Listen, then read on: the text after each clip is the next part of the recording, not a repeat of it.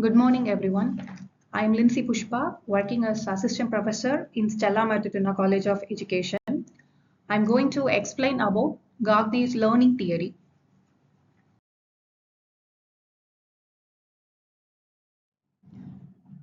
Now let's see about Gagne. Robert Mills Gagne was an American educational psychologist who served as professor in the Department of Educational Research at Florida State University, and he is best known for his conditions of learning. Gagne's work is sometimes summarized as the Gagne assumption. Gagne's theory stipulates that there are several types and levels of learning, and each these types and levels requires instruction that is tailored to meet the needs of the people. He identified 8 basic types and arranged these in the hierarchy.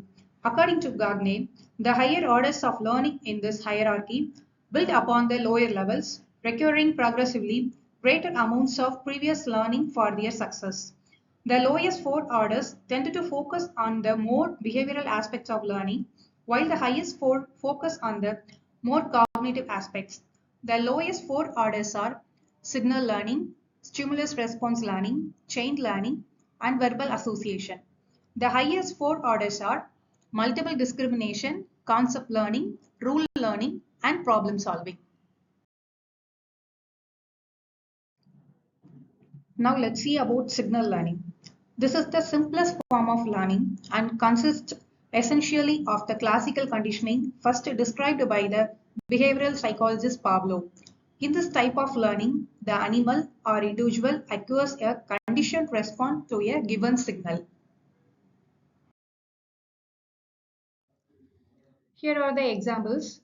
When there is a red signal in road, people stop their vehicles. Next one, when doorbell rings, people suddenly rushes to door to open it.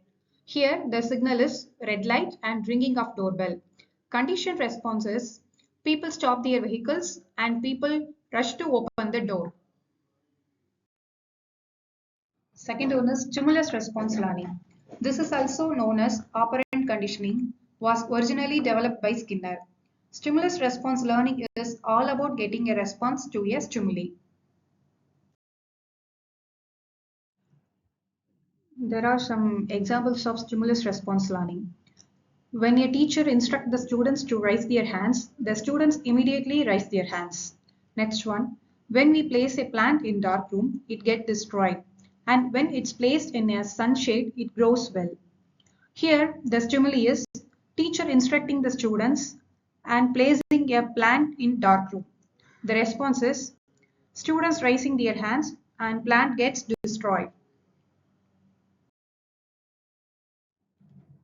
Third one is chain learning. This type of learning is the ability to connect two or more previously learned stimulus response bonds into a linked sequence. It is the process whereby most complex psychomotor skills, example, riding a bicycle or playing the piano, are learned. In this type of learning, the person links together previously learned stimulus response. Examples of chain learning.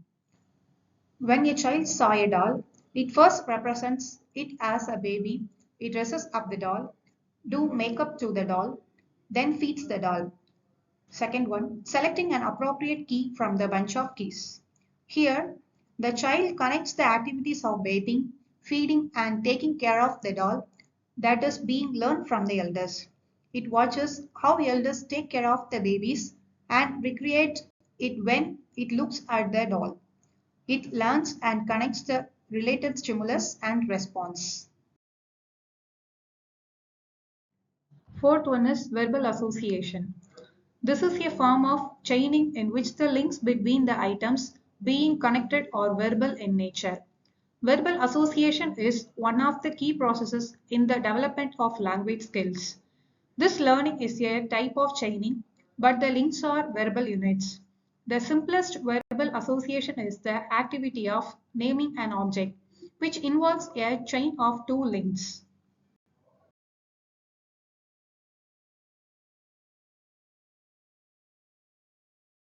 Examples for verbal association is when a child names an object ball, it also says round ball, black and white ball. Here, the child associates the word ball with its shape and color. Now we enter into the highest four orders, which is focus on the more cognitive aspects. Discrimination learning. This involves developing the ability to make appropriate responses to a series of similar stimuli that differ in a systematic way. This involves the development of the ability to differentiate an object by its color, shape, etc. First example, when a student develops the ability to differentiate and call each student by his or her correct name. Second one is when seeing lots of cars in the road, differentiating the cars by its name. Here, these are all cars. The ability to differentiate them is discrimination learning. Sixth one, concept learning. This involves developing the ability to make a consistent response to different stimuli that form a common class or category of some sort. It forms the basis of the ability to generalize, classify, etc.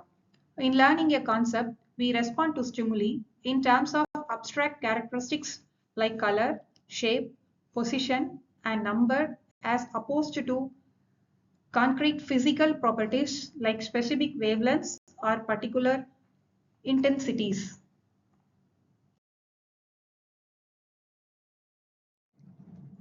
Now let's see the examples of concept learning.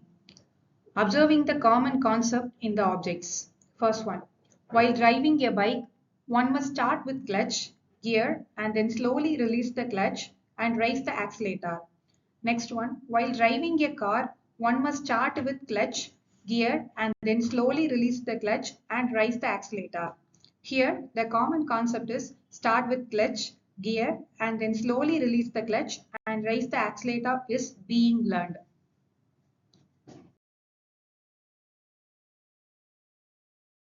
Seventh one, rule learning. This is a very high level cognitive process that involves being able to learn relationships between concepts and apply these relationships in different situations, including situations not previously encountered. In learning a rule, we relate two or more concepts. Rules are, in effect, chains of concepts. We may represent knowledge as a hierarchy of rules in which we must learn two or more rules before learning a higher order rule which embraces them. Example of rule learning. When an airful ball is kicked, it flies, rolls, and revolves. It is a common rule. In this rule, concepts such as flying, rolling, revolving are learned. It represents the chaining of more than one concept in a rule. Here, the concepts such as flying, rolling, revolving are chained together.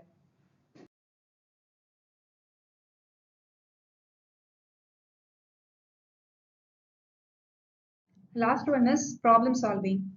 This is the highest level of cognitive process according to Gagne. It involves developing the ability to invent a complex rule, algorithm, or procedure for the purpose of solving one particular problem and then using the method to solve other problems of similar nature. In the set of events called problem solving, individuals use rule to achieve some goal. When the goal is reached, however, the student has learned something more and is then capable of new performances using his new knowledge that is learned is a higher order rule, the combined product of two or more lower order rules. Thus, a problem solving requires those internal events usually called thinking. Without knowledge of prerequisite rules, the problem cannot be solved.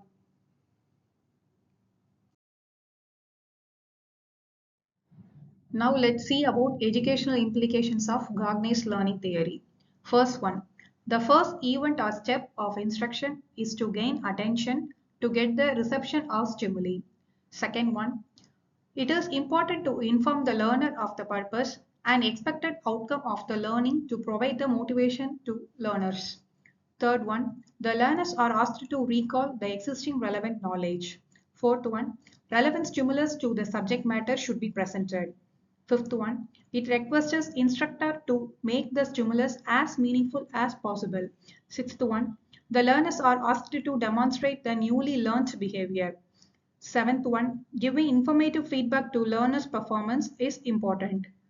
Eighth one, it consists of assessments to verify the learning has occurred. Ninth one, it refers to retaining the learned capability over a long period of time and transferring it to new situations outside the learning environment. Thank you, one and all. Hope you have understood the concept of Gagne's learning theory. Thank you.